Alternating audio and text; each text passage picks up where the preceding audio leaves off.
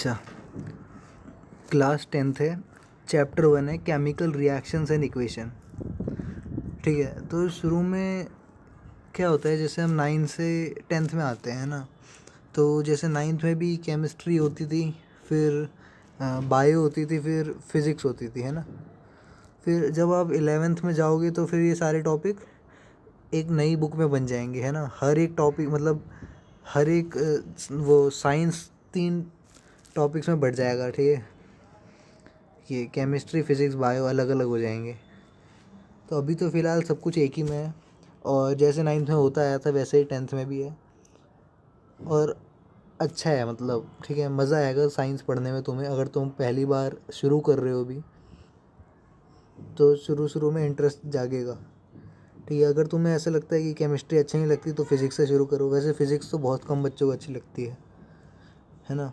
तो बायो से शुरू कर सकते हो। बायो जो है लोगों को पसंद आती है, रटने का ज़्यादा होता है ना, समझने का भी होता है डेफिनेटली। मगर चलो केमिस्ट्री से शुरू करते हैं, और पहला चैप्टर का नाम है chemical reactions and equation. Chapter का नाम ही हमें बताता है कि कुछ ना कुछ होने वाला है, रिएक्शंस होने वाली है, जैसे हम 9th में पढ़ते आए थे। ठीक है, रिएक्शन होंगी और उनकी इक्वेशंस। इक्वेशंस कैसे होती हैं, जैसे मैथ्स में होती है वैसे ही इसमें भी होती है, मगर यहाँ पे उन रिएक्शंस की इक्वेशन होगी। ये शुरुआत यहाँ पे करी गई है कुछ एक्टिविटी से। ठीक है, तो बात क्या होती है, हम अक्सर इन एक्टिविटीज़ को इग्नोर कर देते हैं और छोड़ के चले जाते हैं। फिर होता क्या है कि जैसे वैल्यू बेस्ड क्वेश्चन हो गया या कोई एक्सपेरिमेंटल क्वेश्चन हो गया, उसमें ये सारी एक्टिविटीज़ आ जाती हैं। ठीक है, और नुकसान तो होता ही है, साथ साथ ना ये एक्टिविटीज़ ऐसी हैं जो टीचर करके दिखा सकता है अगर करना चाहे तो। और अगर तुम इसको पढ़ोगे ना तो मज़ा आएगा, मतलब तुम्हें पता चलेगा कि ऐसी चीज़ें भी होती हैं। जैसे देखो, पहली काफ़ी इंटरेस्टिंग एक्टिविटी है। Consider the following situation of daily life and think what happen when milk is left at room temperature during summer. जब दूध जो है गर्मियों में क्या रूम टेम्परेचर पर रख दिया जाता है, क्या होता है ना, फ्रीज में रख देते हैं ना हम, फट जाता है दूध अगर नहीं रखते हैं तो।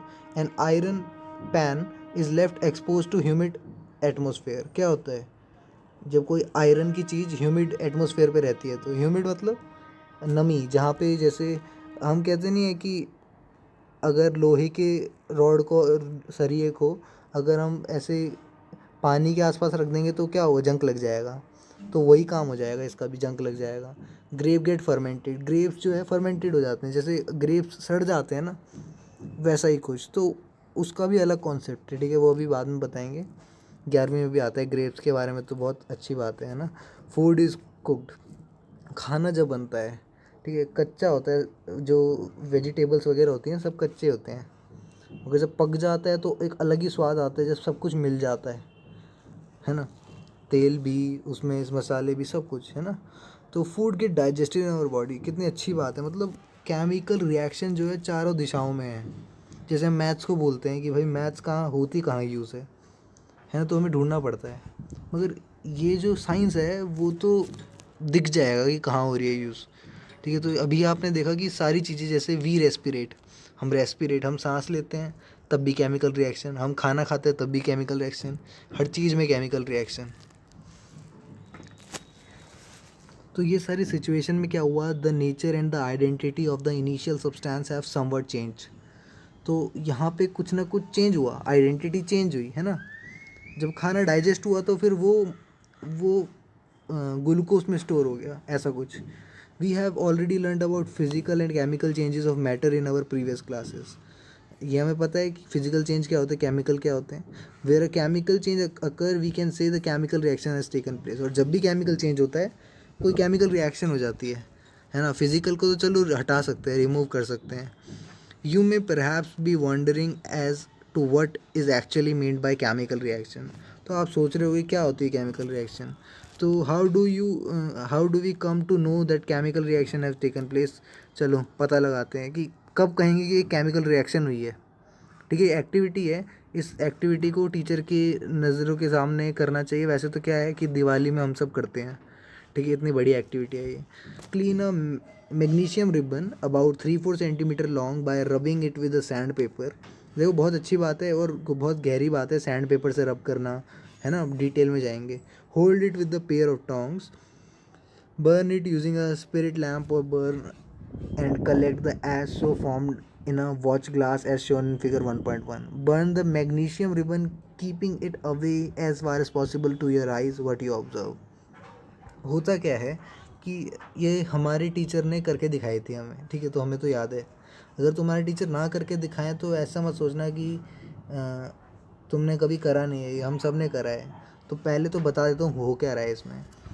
तो इसमें एक मैग्नीशियम की रिबन है. रिबन ऐसा नहीं होता कि वो रेड कलर का रिबन होगा ढीला डाला, नहीं, एक तरह की वायर ही मान लो, चपटी वायर है ना, चपटी कह सकते हैं या कैसे बताऊँ, गोल नहीं होती है वो, रेक्टेंगल शेप में मान लो, ठीक है, पतली सी. तो उसको सैंड पेपर से रब करते हैं तो उसके ऊपर जो ऑक्साइड वगैरह है, मतलब उसके जैसे हम कहते हैं कि देखो हमारी स्किन है, हमारी स्किन के ऊपर डेड सेल है ना, अगर हम अपनी स्किन को तेज़ी से रब करें तो लाल हो जाता है ना, फिर डेड सेल जो है वो हट जाते हैं, फिर असली मतलब एक तरह से अंदर की त्वचा आ जाती है, तो वो जो है वो ज़्यादा प्योर होती है. वैसा ही कुछ इसमें भी हम मैग्नीशियम को सैंड पेपर से रब करते हैं तो फिर ऊपर का लेयर हट जाता है और नीचे की लेयर आती है. अब वो लेयर आ गई, अब उस लेयर को जो है बर्न कर दो. किसमें? ऐसे टोंक से पकड़ो उसको और टेस्ट ट्यूब तो नहीं है ये, बर्नर है सॉरी. तो बर्नर को टिल्ट करके उसको बर्न करो और थोड़ा दूर रहना. तो होगा क्या ना, बताता हूँ. यहाँ पे जो लिखा है उस लैंग्वेज में बताऊँगा, ठीक है. Burning of magnesium ribbon in air and collection of magnesium oxide in watch glass. तो जो मैग्नीशियम है उसको बर्न करने के बाद क्या हुआ, मैग्नीशियम ऑक्साइड बना. तो ये देखो ये केमिकल रिएक्शन हो रही है, समझ में आ रहा है. तो जो एशेस जो है ना वो वॉच ग्लास के अंदर, वो असल में मैग्नीशियम ऑक्साइड है. तो हमें क्या दिखा, you must have observe that magnesium ribbon burn with a dazzling white flame and change into a white powder. This powder is magnesium oxide. It is formed due to reaction between magnesium and oxygen present in the air. देखो हुआ क्या इसमें कि जब भी हम magnesium को burn करते हैं ना तो एक तो वाइट फ्लेम निकलती है, ऊपर से डेजलिंग. अब मैं आपको बताता हूँ आपने कहाँ यूज़ करा है इसे. होता क्या है, जो अनार जलाते हैं ना दिवाली पे, तो वो अनार के अंदर जो होता है वो मैग्नीशियम का पाउडर होता है. अब जब वो उड़ता है ना हवा में तो ऐसे लगता है कि भाई अनार जल रहा है, अनार, वो असल में मैग्नीशियम होता है, ठीक है. अनार ही नहीं, बहुत सारे, इवन फुलझड़ी में भी मैग्नीशियम डला होता है. तो जब फुलझड़ी जलती है तो वो चमकती है ना अलग से, तो वो डेजलिंग वाइट फ्लेम होती है. फ्लेम तो आपको पता ही है जैसे कैंडल की होती है, ठीक है. तो उसके बाद वो जो वाइट पाउडर बचता है, जैसे एक बार तुम्हारी फुलझड़ी जल गई तो जो बचा है ना वो असल में मैग्नीशियम ऑक्साइड होता है, ठीक है. और ऐसा क्यों होता है, क्योंकि जब मैग्नीशियम ऑक्सीजन के साथ रिएक्ट करती है तो मैग्नीशियम ऑक्साइड बन जाती है. अब आप सोचोगे ऑक्सीजन क्यों, हमने तो आग लगाई थी. देखो एयर के अंदर ऑक्सीजन होता है ना, और आग एक टाइप का सूटेबल इन्वायरमेंट क्रिएट कर रहा है कह सकते हैं, ठीक है. कि उन दोनों को, जैसे हम काफ़ी रिएक्शन में देखेंगे हीट की ज़रूरत होती है, तो वैसे ये रिएक्शन भी थी. अगली वाली देखो, take lead nitrate solution in a test tube, add potassium iodide solution to this.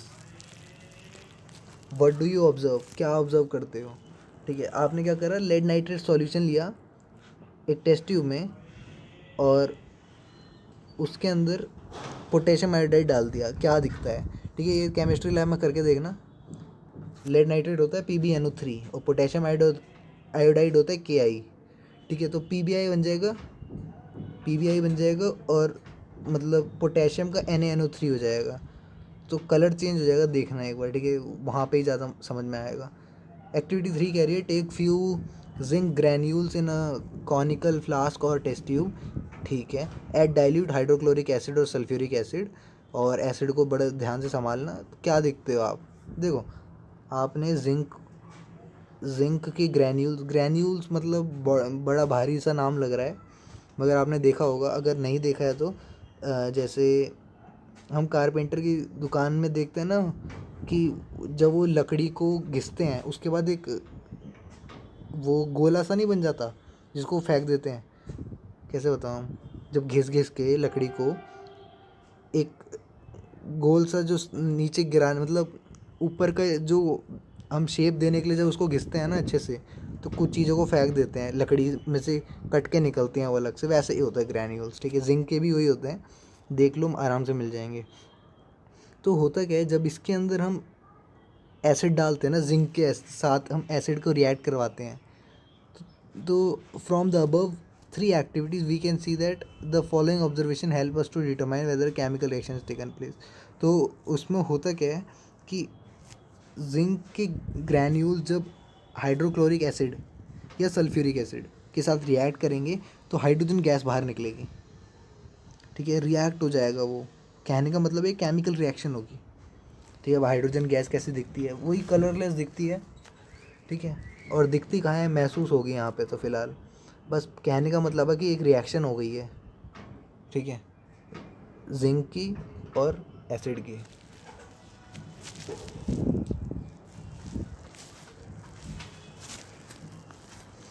तो अब इन तीनों एक्टिविटीज़ में एक चीज़ तो हमें समझ में आ गई कि जब भी कोई केमिकल रिएक्शन होता है या तो स्टेट में चेंज आता है। स्टेट चेंज यानी तुम अभी ज़मीन पे थे फिर हवा में उड़ जाओगे, ऐसा कुछ।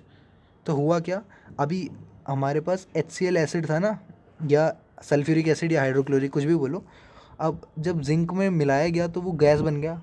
सोचो एसिड जो है उसमें से गैस निकल गई, तो क्या हुआ, स्टेट चेंज हो गया एक तरह से, या तो कलर चेंज हो जाएगा, जैसे कि पोटेशियम आयोडाइड और सोडियम नाइट्रेट में होता है, जो कि मैंने आपको बोला था कि अपने केमिस्ट्री लैब या टीचर से एक बार रिक्वेस्ट करना इसकी, है ना। और या तो इवोल्यूशन ऑफ गैस होती है, गैस तो आपको बता ही दिया।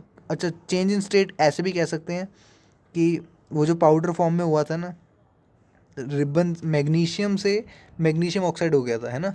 इवोल्यूशन ऑफ गैस की बात हो गई, H2 गैस निकलती है। चेंज इन टेम्परेचर, टेम्परेचर भी चेंज हो जाता है, ठीक है। कभी कभी रिएक्शन क्या होती है, गर्म हो जाती है। अगर तुम देखोगे कि जब पेंट करते हैं तो चूने का पत्थर वो होता है ना, क्या बोलते हैं, कैल्शियम चूना ही होता है वो, उसमें जब पानी मिलाते हैं तो बहुत गर्म हो जाता है वो, तो मज़दूर लोग दूर हो जाते हैं उससे बहुत, क्योंकि उसमें से गर्म धुआं निकलता है, ऐसा कुछ।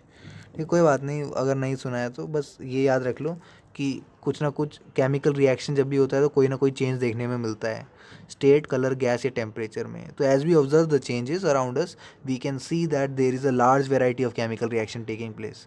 जैसे ही हम चेंजेस को देखते हैं हमें एक बात तो समझ में आती है कि अलग अलग तरह के केमिकल रिएक्शन हो रहे हैं हमारे आसपास, और हम इन रिएक्शंस के बारे में इस चैप्टर में पढ़ने जाएंगे। तो काफ़ी ओवरव्यू दे दिया मैंने इसका। केमिकल इक्वेशंस के बारे में बात करते हैं। तो हुआ क्या, एक्टिविटी 1.1 में जैसे कि हमने डिस्कस करा, जब मैग्नीशियम रिबन को ऑक्सीजन के में बर्न करते हैं ना, तो ये मैग्नीशियम ऑक्साइड बन जाता है। ये है केमिकल रिएक्शन। स्टेट चेंज हो गई भाई, रिबन मैग्नीशियम से मैग्नीशियम ऑक्साइड हो जाना, एक स्टेट ही तो चेंज है ना। This description of chemical reaction in sentence form is quite long. सही बात है, ये तुम इतने बड़ी बात बोलोगे कि ए में when A is multiplied by B it gives C, इससे अच्छा तो A multiply B equal to C लिख दो, है ना। वही हम करने जा रहे हैं। तो it can be written in the shortest form. The simplest way to do this is to write the form of word equation.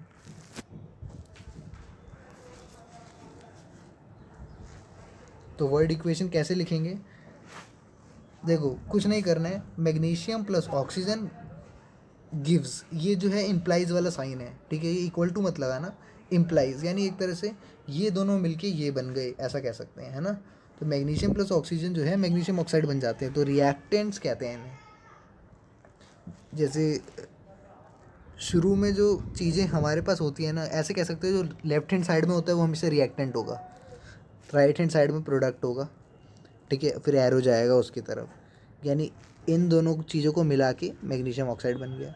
अब ये भी एक टाइप का वर्ड में है, ठीक है। अगर आपको याद हो तो 9th में हमने टेबल के में फॉर्मूले पढ़े थे खूब सारे, है ना।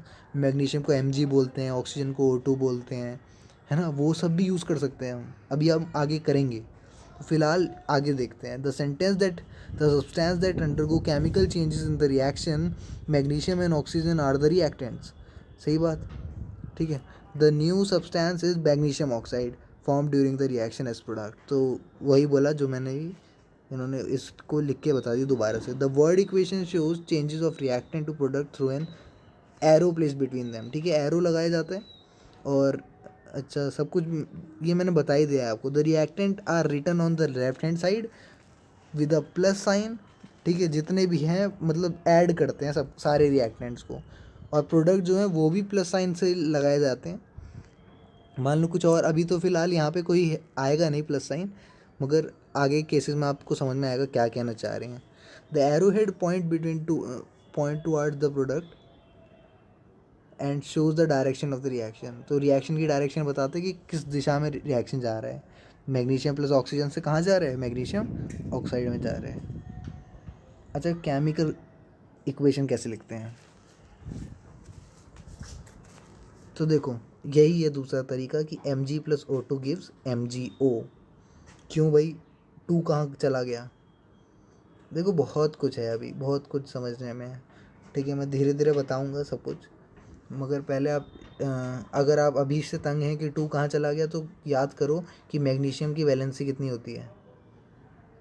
तो याद आएगा कि हाइड्रोजन हीलियम लिथियम बेरिलियम करोगे तो पता चलेगा मैग्नीशियम की वैलेंसी +2 होती है। मेटल है ना, +2 होगी। ऑक्सीजन की -2 होती है। अब +2 -2 हो जाता है कैंसिल। समझ में आया? चलो नहीं आया तो देखते हैं आगे, अभी आपको सब समझ में आएगा। तो chemical equation can be made more concise and useful if we use chemical formula instead of words. The chemical equation presents a chemical reaction, ठीक है। Count and compare the number of atom of each element on LHS and RHS। अच्छा अब क्या करना है आपको, अब atom को देखो, देखो मैग्नीशियम का 1 एटम, ऑक्सीजन के 2 एटम और MgO का 1 एटम। मतलब तुम दो में एक जोड़ रहे हो, 2 ऑक्सीजन में 1 मैग्नीशियम जोड़ रहे हो, तो 3 आना चाहिए। ये सब मतलब समझ में नहीं आया क्या हुआ, है ना। तो क्यों नहीं आया, मतलब एक तरह से हमने इस रिएक्शन को बैलेंस नहीं किया है, ऐसा बोल सकते हैं। बैलेंस करने का मतलब क्या है कि देखो LHS में जितने एटम्स होंगे ना उतने ही RHS में होने चाहिए। RHS में बेचारा एक पड़ा है, वो कंपाउंड है मगर एक है वो, है ना। तो क्या हुआ, इक्वेशन को बैलेंस करना पड़ेगा हमें। अभी इक्वेशन क्या है, अनबैलेंस्ड है, because the mass is not same on both side of equation. Mass same नहीं है, तो such a chemical equation is the skeletal chemical equation of the reaction. Skeletal equation कहते हैं इसको, जहाँ पे बैलेंस करने की ज़रूरत नहीं पड़ती। बस समझाने के पॉइंट ऑफ व्यू से बता रहे हैं कि Mg में O2 डालेगा तो MgO बन जाएगा। अब इसको बैलेंस भी करना सिखाएंगे, ठीक है। तो बैलेंस्ड केमिकल इक्वेशन क्या होती है, recall the law of conservation of mass, ठीक है। कंजर्वेशन ऑफ मास पढ़ा था 9th क्लास में। तो mass can neither be created not be destroyed in chemical reaction, that is the total mass of the element present in the product of chemical reaction has to be equal to the total mass of the element present in the reaction, ठीक है। मतलब जितने reactant में elements हैं उन सबका total mass बराबर किसके होगा, प्रोडक्ट में जितने जितने प्रोडक्ट का टोटल मास है ना। इन अदर वर्ड्स देखो, दूसरी भाषा में समझो, नहीं समझ में आया, बस मैं कह रहा हूँ मास जो है राइट हैंड साइड में बराबर होगा लेफ्ट हैंड साइड में, यानी तराजू में इक्वल वैल्यू आनी चाहिए। दूसरे तरीके से the number of atoms of each element remain the same before and after the chemical reaction. Number of atom same रहने चाहिए, ऐसे नहीं यहाँ 3 हो रहे हैं वहाँ 2 रहेंगे, ऐसा नहीं, ठीक है। तो let us learn about balancing a chemical equation step by step. तो कैसे बैलेंस करते हैं, पहले तो वर्ड इक्वेशन लिखते हैं। Zinc plus sulphuric acid gives zinc sulphate plus hydrogen gas, ठीक है। ये तो हो गया हमारा वर्ड के फॉर्म में। अब इसको मैं लिखूंगा स्केलेटल वे में, तो कैसे लिखेंगे, Zn plus H2SO4 gives ZnSO4 plus H2। इतनी बात समझ में आती है। अब इसको देख लेते हैं कि ये इक्वेशन सिर्फ स्केलेटल है, इसको बैलेंस कैसे करेंगे या पता कैसे चलेगा कि इसको बैलेंस करना है। तो इसको ज़रा एग्जामिन करते हैं। जिंक जो है रिएक्टेंट में एक ही है, प्रोडक्ट में भी एक ही है, सही बात है। हाइड्रोजन जो है रिएक्टेंट में H2SO4 है ना, तो H2 है वहाँ पे, मगर जब मैं प्रोडक्ट में देखता हूँ तब वहाँ पे भी H2 है, यानी अभी तक सब सारा काम ठीक चल रहा है। सल्फ़र को देखो, एक था रिएक्टेंट में तो प्रोडक्ट में भी एक था, चलो ये भी सही सही चल रहा है। ऑक्सीजन देखो O4 था तो यहाँ पे भी O4 है, इसका मतलब ये रिएक्शन क्या है, बैलेंस्ड है। यहाँ पे हमें कुछ दिक्कत नहीं है, तो स्केलेटल रिएक्शन ही बैलेंस निकली यहाँ तो, है ना। As the number of atom of each element is same on both side the arrow is balanced chemical equation. अच्छा जरा दूसरा ट्राई करते हैं। Fe plus H2O give Fe3O4 plus H2। तो हम वो आयरन को ह्यूमिड क्लाइमेट में रख देते हैं ना, जब लोहे में जंग लग जाता है तो ये वाला फार्मूला काम आता है एक तरह से। पूरा सही फार्मूला नहीं है ये थोड़ा कॉम्प्लेक्स फार्मूला है, मगर आप आगे सीखोगे, ठीक है। फ़िलहाल ये समझो कि जब लोहे में पानी मिलाया जाता है तो कुछ समय बाद, तुरंत नहीं होता, मतलब कुछ समय बाद वो आयरन की ऑक्साइड बन जाती है और हाइड्रोजन गैस निकल जाती है, और आयरन की ऑक्साइड क्या होती है, वो उसी को जंग कहते हैं हम, ठीक है। साइकिल की चेन में जंग लग जाता है। तो देखो यहाँ इसको देखते हैं कि ये बैलेंस है कि नहीं। अब to balance a chemical equation first draw box around each formula, do not change anything inside the box while balancing the equation. तो हमने बॉक्स डब्बे बना दिए। अब चेक करते हैं कि कितने एटम्स हैं राइट हैंड साइड में और लेफ्ट हैंड साइड में, ठीक है। यानी राइट हैंड साइड में क्या है, प्रोडक्ट है, लेफ्ट हैंड साइड में रिएक्टेंट है। तो देखो राइट हैंड साइड में, चलो लेफ्ट से बात शुरू करते हैं। लेफ्ट हैंड साइड में एक ही आयरन का एटम है तो 1 लिख दिया, मगर राइट हैंड साइड में 3 निकले। समझ में आ रहा है? लेफ्ट और राइट में दोनों हाइड्रोजन H2O में H2 है, और सॉरी लेफ्ट हैंड साइड में भी H2 है और राइट हैंड साइड में भी H2 है। इसका मतलब H तो बैलेंस है, मगर ऑक्सीजन बैलेंस नहीं है। लेफ्ट हैंड साइड में देखो H2O में सिर्फ एक ही O है, मगर राइट हैंड साइड में 4 O आ गए, यानी इक्वेशन तो बैलेंस नहीं है भाई, करना पड़ेगा कुछ ना कुछ। देखो कैसे करते हैं। It is often convenient to start balancing with a compound that contain the maximum number of atom. यानी जिसके मैक्सिमम नंबर ऑफ एटम है वहाँ से शुरू करोगे तो काफ़ी आसान हो जाता है चक्कर। मगर it may be a reactant और अ प्रोडक्ट, ठीक है। कोई मतलब नहीं पड़ता कि वो रिएक्टेंट का है प्रोडक्ट का है, बस जिसके ज़्यादा हैं वहाँ से शुरू कर सकते हो। तो in that compound select the element which has the maximum number of atoms using this criteria we select Fe3O4। सही बात है। Fe3O4 में सबसे ज़्यादा एटम है। कितने एटम है? 7 एटम है, 3 आयरन के, 4 ऑक्सीजन के। और एलिमेंट क्या है उसमें? ऑक्सीजन है। तो there are 4 oxygen atoms on the RHS and only 1 on LHS। देखो RHS में तो 4 निकले, मगर LHS में 1 है। अब क्या करें भाई? करना क्या होगा हमें? शुरू में क्या था हमारे पास? पानी था, H2O था। H2O को Fe3O4 में बनने के लिए मेरे को 4 एटम चाहिए होंगे ना। देखो समझा देता हूँ अच्छे से। देखो यहाँ पे रिएक्टेंट में H2O लिखा है, O लिखा है सिर्फ, O4 नहीं है, यानी बेचारा अकेला O था। अब मैंने क्या करा, 4 O कर दिए, और प्रोडक्ट में तो O4 पहले से ही था, Fe3O4, यानी अब बराबर बात हो गई। समझ में आया? ठीक है, नहीं आया तो बैक करो, दोबारा से सुनो अभी मैंने क्या बोला।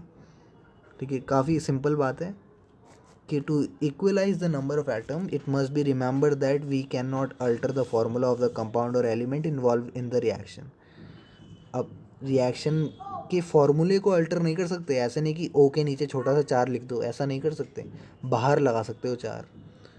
तो for example to balance oxygen atom we can put a coefficient, हाँ कॉफिशिएंट 4 लगा दो, ठीक है। ऐसा नहीं कि दोनों के H2O4 कर दो, पूरा फॉर्मूला ही बदल दो, है ना, ऐसा नहीं करना। Now the partially balanced equation become, अब क्या हुआ, 4 लगाने से क्या हुआ, हाइड्रोजन बदल गया भाई एकदम। उसने तो बातचीत बंद कर दी। उसने बोला कि मैं पहले 2 था, मगर 4 2 जा 8 हो गया, और बेचारा वो 2 का 2 रह गया। अब बता क्या करें? अब क्या करेंगे हम? प्रोडक्ट में वो बेचारा 2 था ना, उसको 4 से मल्टीप्लाई कर दें, ले भाई बात बराबर कर दें। समझ में आ रहा है? शुरू में थोड़ा बहुत आपको डर लगेगा, मगर एक बार आएगा तो मज़ा आ जाएगा। क्योंकि देखो 4 2 जा 8 है ना, H2O में H2 है तो 4 2 जा 8, अब वहाँ पे भी 4 2 जा 8 हो गया, सिंपल। अब क्या करो, अब इस इक्वेशन को एग्जामिन करो और पता लगाओ कि और क्या रह रहा है। अब बस देखो तो सिर्फ एक चीज़ रह रही है कि यहाँ पे आयरन 3 था, तो मैंने क्या करा, Fe के आगे भी कोफिशिएंट 3 लगा दिया। तो फाइनली हमारे पास बैलेंस्ड इक्वेशन आ गई, जहाँ पे सारे एटम बराबर हैं रिएक्टेंट और प्रोडक्ट में, ठीक है। तो writing symbols of physical state, तो अब देखो फिजिकल स्टेट को भी लिखना पड़ सकता है। जैसे मैंने लिख दिया H2, अब आपको क्या पता कि वो हाइड्रोजन गैस थी।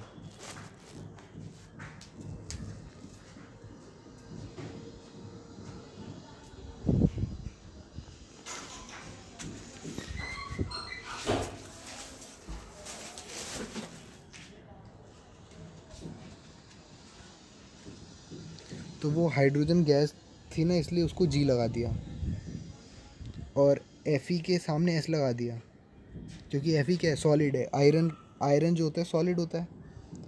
वाटर क्या होता है, अब देखो वाटर भी दो तरह के होते हैं, एक तो लिक्विड होता है और एक होता है कि जब वाटर के वेपर्स आ जाते हैं, है ना।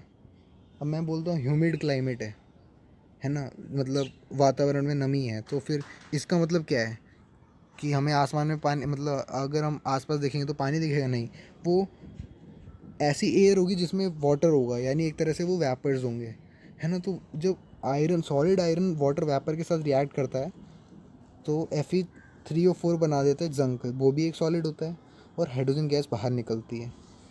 तो हम फिज़िकल स्टेट के सिंबल भी साथ में लगा सकते हैं, ठीक है। वैसे लगाना चाहिए अगर, क्योंकि ज़्यादा क्लियर करता है वो चीज़ों को। अब हमको क्या पता कि हाइड्रोजन गैस है या क्या है ना।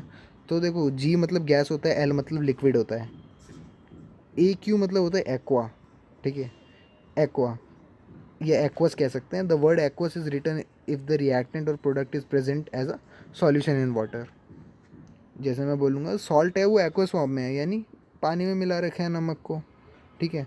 तो या तो सॉलिड बोल सकते हैं, एस से सॉलिड होता है, ठीक है। यही सब यूज़ करते हैं सिंबल्स। G गैस के लिए है, तो यहाँ पे H2 जो है वो वाटर की स्ट्रीम है, ठीक है, स्टीम की फॉर्म में है, भाप की फॉर्म में। Usually physical state does not include in chemical equation unless it is necessary to specify them, ठीक है। अक्सर जो है फिजिकल स्टेट को नहीं लिखते हैं जब तक ज़रूरी ना हो।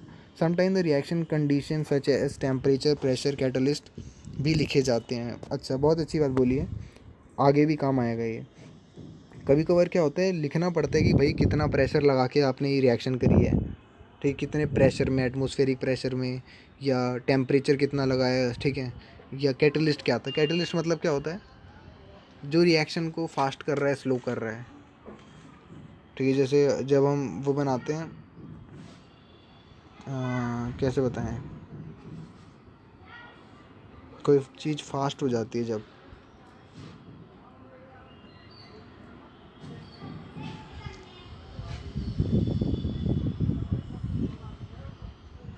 अभी तो फ़िलहाल कोई एग्जांपल याद नहीं आ रहा, कोई बात नहीं, यहाँ से देख लो। जब CO में H2 मिला, कार्बन मोनोऑक्साइड में जब हाइड्रोजन मिला, और 340 ATM मतलब एटमॉस्फेरिक प्रेशर, ठीक है, ATM एटमॉस्फेरिक प्रेशर पे, तो वहाँ पे CH3OH बन गया, ठीक है। इसको वैसे तो हम कहते हैं मिथेनॉल, ठीक है, मगर वो सब याद करने की ज़रूरत नहीं है। O2 में वाटर, मतलब कार्बन डाइऑक्साइड में वाटर मिला, तो सनलाइट और क्लोरोफिल की प्रेजेंस, यहाँ पे देखो क्लोरोफिल जो है कैटलिस्ट का काम कर रहा है, समझो, हाँ ये अच्छा एग्जांपल है। क्लोरोफिल जो है कैटलिस्ट का काम कर रहा है, या एक सरफेस प्रोवाइड कर रहा है जिसकी वजह से ये रिएक्शन पॉसिबल है कि ग्लूकोज में बन जा रहा है, ठीक है, वाटर और ऑक्सीजन में। तो using this step you can balance equation, ठीक है। अब देखो ये जो है, यहाँ पे 6 कार्बन दिख रहे हैं, वाटर 12 दिख रहे हैं, है ना। तो आपको समझ में आ रहा है कि बैलेंस्ड इक्वेशन क्यों है ना।